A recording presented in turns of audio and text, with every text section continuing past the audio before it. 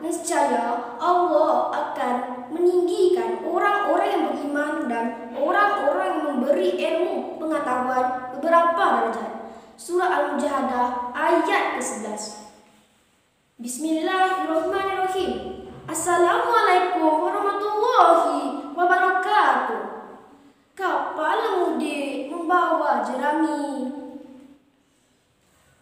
Syarat muatan papan Indragiri. Muhammadiyah Adib bin Rusmaini tampil kini memperkenalkan diri. Nama diberi Muhammadiyah Adib bin Rusmaini, berumur 12 tahun dan bersekolah di Sekolah Kebangsaan Parit Kasan, Tangkak, Johor. Dalam video ini, saya akan kongsikan mengenai buku yang telah saya baca, yaitu Cik Study Last Minute. Buku ini ditulis oleh Aim Sarah, seorang novelis yang terkenal dalam menerbitkan novel remaja dan kanak-kanak. Buku ini diterbitkan pada tahun 2018 oleh Blink Book Sendirian Berhad. Buku ini mempunyai 112 halaman bercetak. Buku ini juga boleh didapati di pasaran dengan harga RM12. Saya memilih buku ini kerana bahasa yang mudah difahami. Teknik penceritaan yang disampaikan oleh penulis amat baik dan sangat menarik. Baiklah, saya akan menjelaskan tentang sinopsis novel ini. Buku yang ditulis dalam 11 bab ini berkisar tentang kisah pelajar yang belajar di saat akhir sebelum menjelang hari peperiksaan.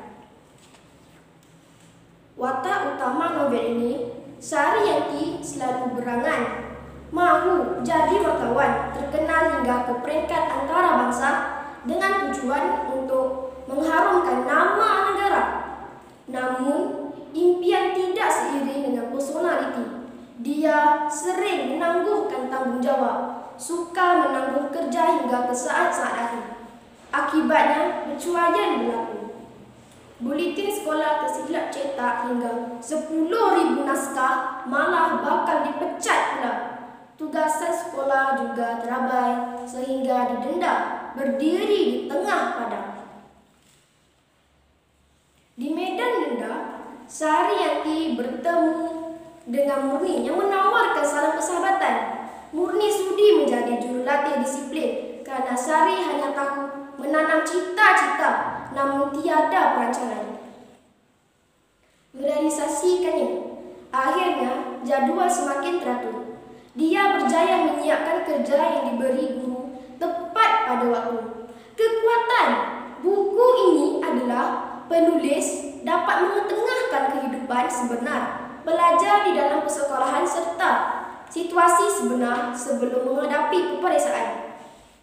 Corak pelajar yang santai tetapi sistematik mampu membuahkan hasil yang membanggakan. Melalui pembacaan novel ini, saya memperoleh tips ulang kaji saat akhir, antaranya belajar pada malam peperiksaan. Boleh dijalankan dengan baik jika tempoh ulang kaji dibahagi-bahagikan pada sela masa setiap setengah jam.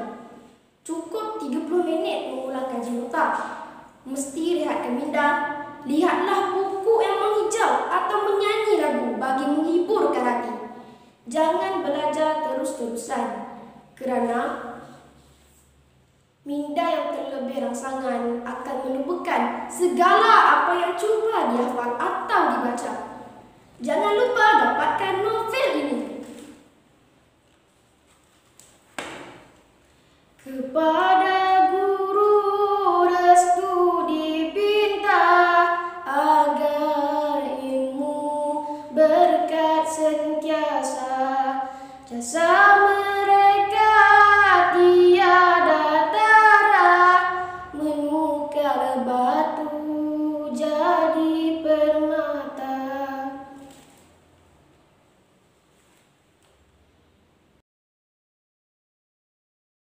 Pada bahagian yang kedua ini, saya akan menyampaikan isu semasa yang bertajuk COVID-19. Penyakit coronavirus, iaitu COVID-19, ialah penyakit berjangkit disebabkan oleh virus corona yang baru ditemukan. Kebanyakan orang yang jatuh sakit dengan COVID-19 akan mengalami pelbagai gejala dan perlu mendapatkan rawatan khusus. Virus yang menyebabkan COVID-19 tersebar terutamanya melalui titisan yang terhasil apabila orang yang dijangkiti batuk, bersin atau menghembuskan nafas. Anda boleh dijangkiti virus tersebut jika Anda berada berhampiran dengan orang yang dijangkiti COVID-19 atau dengan menyentuh permukaan yang tercemar, kemudian menyentuh mata, hidung atau mulut Anda. Penularan wabak COVID-19 secara global telah menjangkiti lebih 4 juta manusia dan mengakibatkan kehilangan lebih 300,000 nyawa. Sebenarnya, apa sebenarnya pengajaran yang boleh diambil daripada pandemik COVID-19 ini? Pandemik COVID-19 mendatangkan kesan langsung kepada penjagaan dan perkhidmatan. Ini sekaligus mengakibatkan ramai kehilangan pekerjaan manakala sekolah pula ditutup untuk mengelakkan virus tersebut menjangkiti kanak-kanak. Akibatnya, para pelajar belajar di rumah secara dalam talian menggunakan pelbagai aplikasi seperti Google Meet dan banyak lagi. Di tengah-tengah kekalutan penularan wabak COVID-19 menuding jari siapa yang sepatutnya dipersalahkan. Ramai yang melihat COVID-19 ini sebagai satu malapetaka. Namun jika kita melihat dengan mata hati, ia sebenarnya suatu yang dapat mengubah dunia yang pada ketika ini sedang tenang. Ini kerana tak kiralah betapa banyak harta atau tingginya pangkat anda juga akan terdedah pada penyakit berjangkit sama. Jadi, ini mungkin satu peringatan bagi kita supaya melayan semua orang dengan sama rata. Pandemik ini juga mengingatkan walaupun kita sedang mengalami kesulitan, lebih ramai lagi orang yang akan berhadapan dengan masalah sepanjang hayat.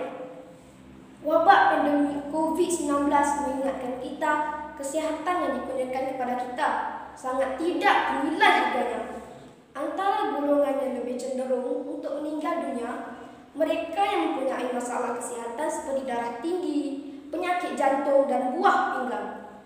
Pengajarannya, tidak kira sama ada wabak melanda kita atau tidak, kesihatan kita perlu menjadi perkara utama. Jika kita terus mengabaikan kesihatan, penyakit ini akhirnya boleh merangkap.